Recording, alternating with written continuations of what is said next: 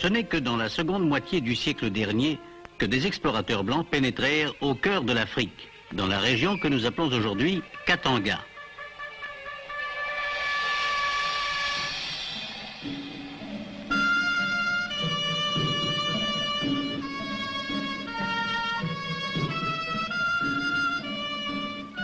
Pendant des générations, les trafiquants arabes, exploitant la cupidité des chefs, ont trouvé dans ces villages leurs pitoyables marchandises humaines.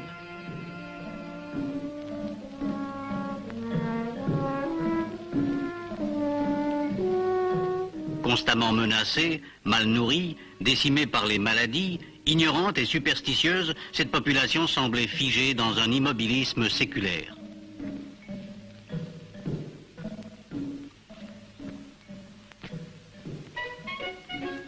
« 50 ans ont passé. Quelques hommes venus de la lointaine Europe ont vaincu des difficultés qui paraissaient insurmontables. Une puissante industrie s'est créée de toutes pièces en quelques années, appelant au travail des milliers d'indigènes et de Belges. Mais la tâche la plus difficile, la plus exaltante aussi, a été d'apprendre à des hommes et à des femmes sortis d'un autre âge tout ce que des siècles de progrès nous ont rendu familiers et que nous appelons civilisation. Cette tâche, l'industrie minière l'a entreprise.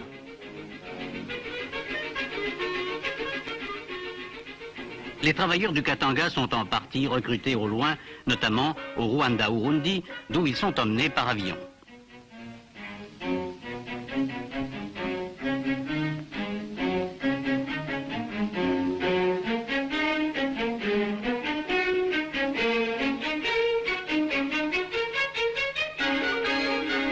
Avant de s'embarquer, ils ont reçu dans des chantiers d'apprentissage un début de formation professionnelle.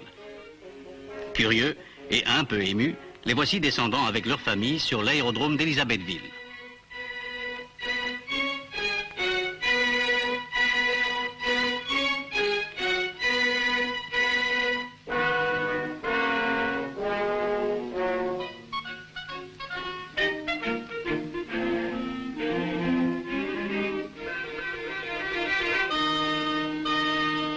Ils commenceront par séjourner dans un camp d'acclimatation avant d'entrer à l'usine ou à la mine.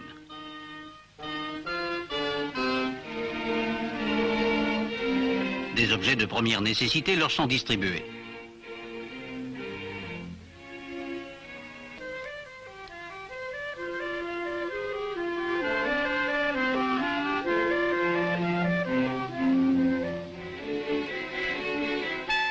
Chaque famille prend possession de son logement.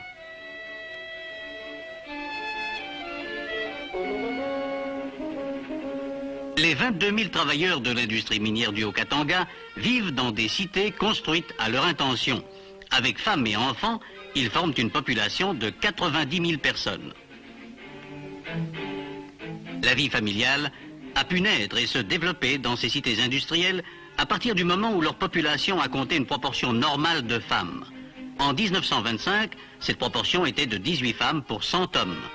Actuellement, 80% des travailleurs sont mariés. Les distractions ont pris un tour paisible.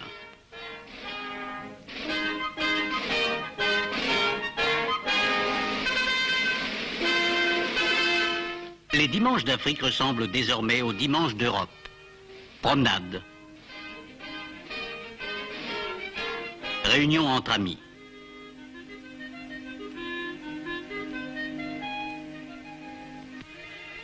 Des jardins d'enfants au cours pour adultes, l'enseignement a été fortement développé.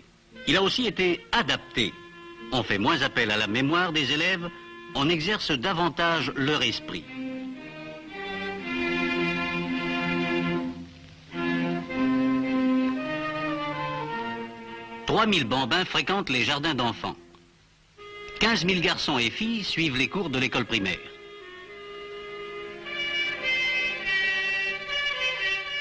À beaucoup d'enfants, le calcul donne du fil à retordre.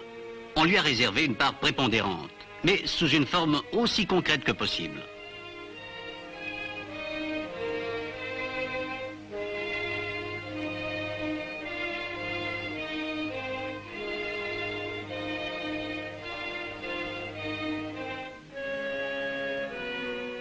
Le cycle primaire se termine en 6e.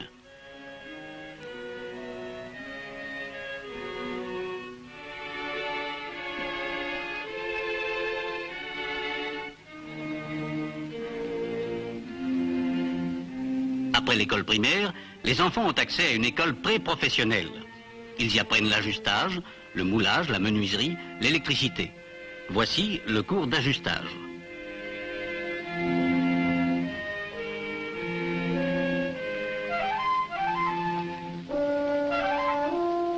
À Roué, un internat forme des moniteurs de l'enseignement et des ouvriers qualifiés au terme de 5 années d'études.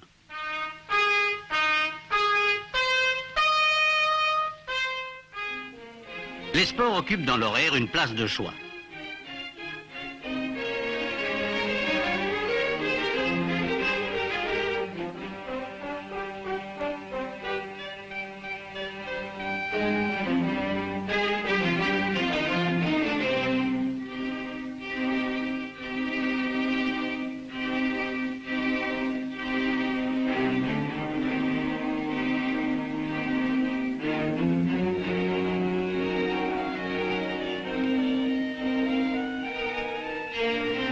Quel chemin parcouru en une génération par la population bantoue. L'effort d'éducation a réussi à éveiller le sens du raisonnement, à susciter la curiosité intellectuelle.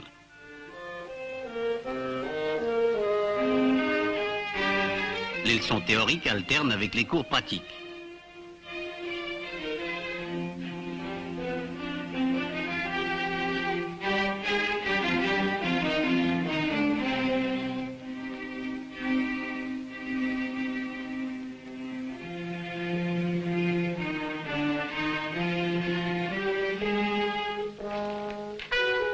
Les adultes à qui la formation générale a manqué ont à leur disposition des écoles du soir.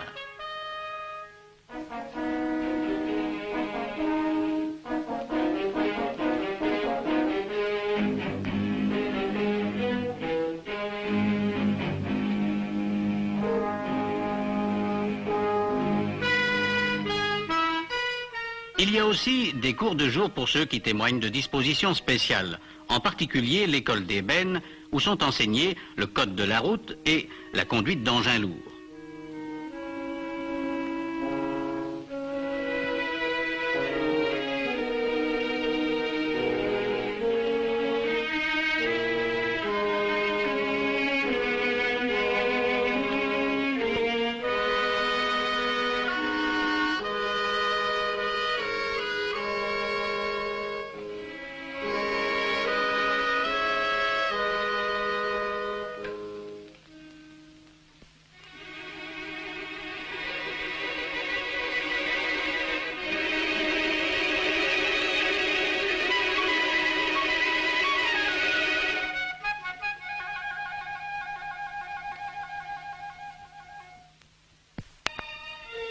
Autre aspect des préoccupations sociales, les hôpitaux.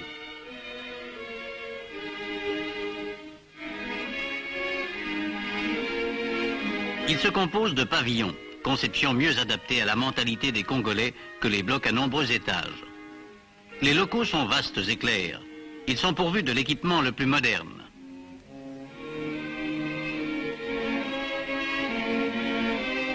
Radiographie. Anesthésie. Voici la maternité de l'hôpital de Jadoville.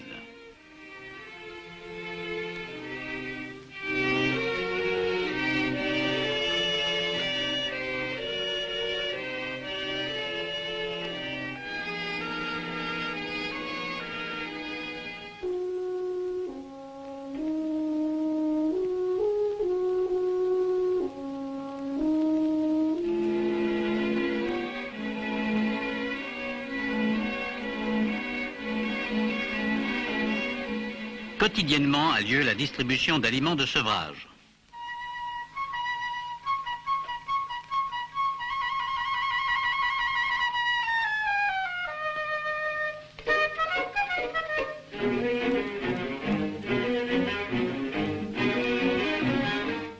L'œuvre pour la protection de l'enfance noire conseille les futures mamans et assure la surveillance médicale des mères et des enfants.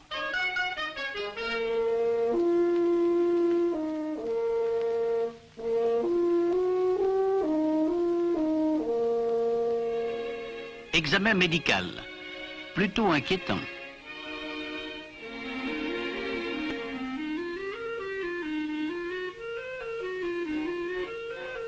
Les enfants qui ont eu le malheur de perdre leurs parents sont recueillis par l'orphelinat.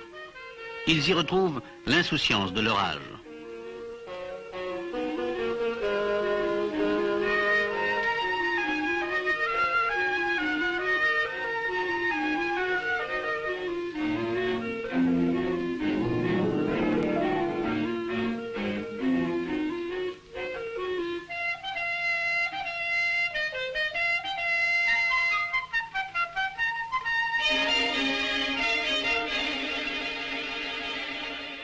Les cours de formation familiale donnent aux jeunes filles des notions de puériculture.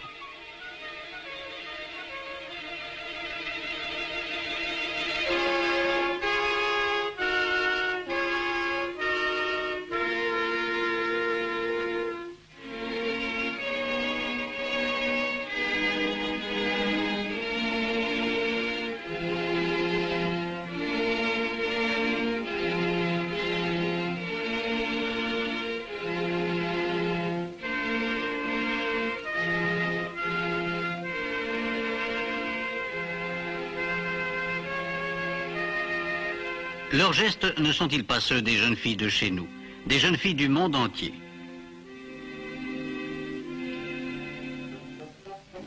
Ces cours initient aussi aux travaux ménagers. Les plus courants, comme par exemple faire briller les chaussures du mari, récurer les casseroles, repasser les cravates, tresser le raffia,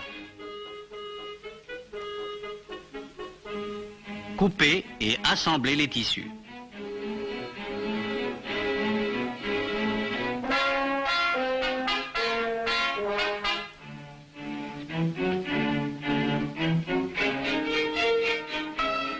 On a même songé à apprendre aux ménagères comment choisir et acheter. Et c'est sans doute le plus amusant. Mais il faut encore savoir repriser les chaussettes, coudre un fond de culotte,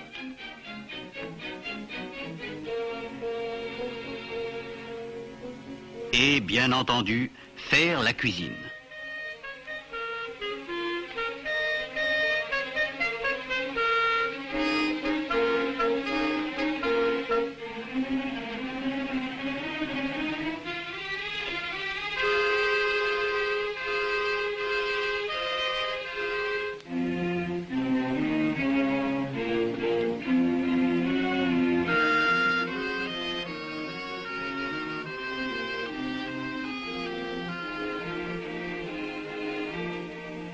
L'art culinaire local s'enrichit des traditions européennes à la satisfaction générale, semble-t-il.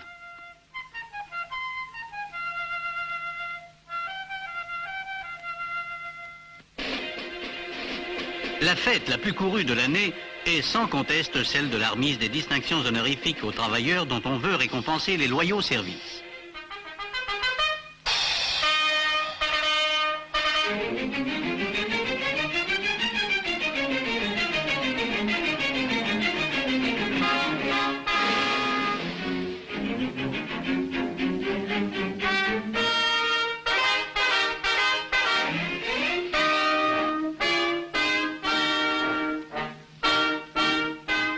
La personnalité des Bantous stabilisés au service d'une entreprise s'affirme et se développe. Les meilleurs d'entre eux acquièrent en même temps qu'une formation professionnelle la dignité et la conscience du vrai travailleur.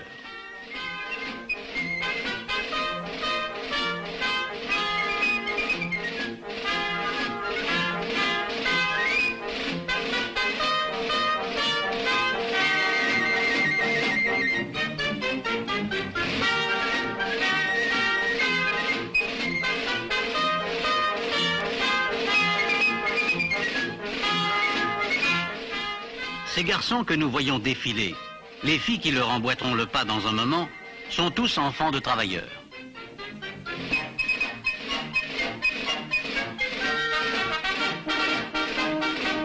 Leur fierté éclate.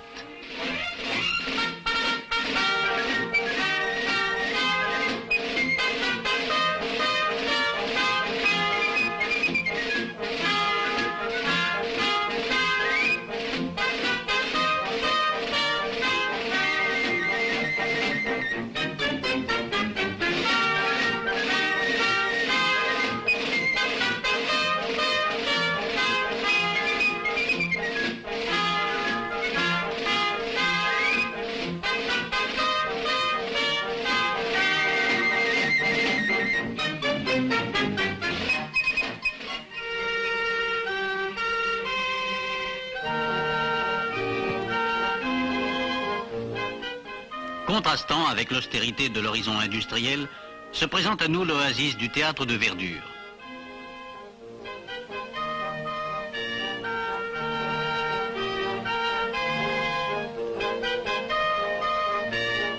La foule s'y presse pour assister à la fête scolaire offerte par les enfants aux travailleurs décorés.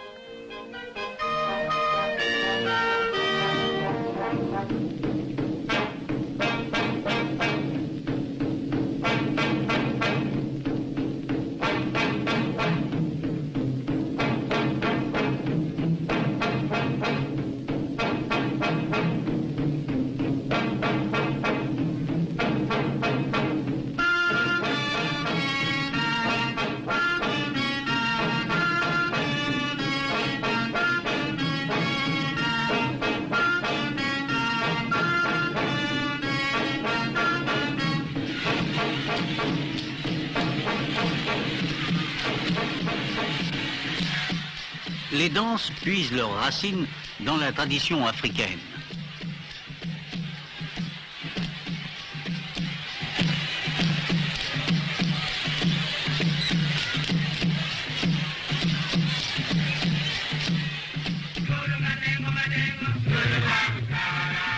La renommée des petits chanteurs à la croix de cuivre a franchi les frontières du Katanga.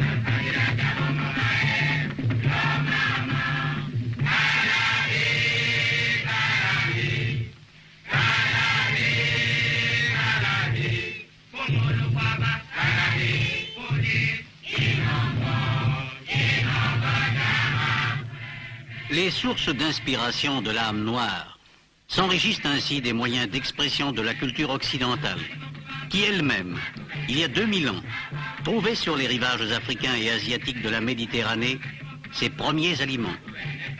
Éternel retour, émouvant symbole de la grande fraternité humaine, qui ne connaît ni race, ni frontières.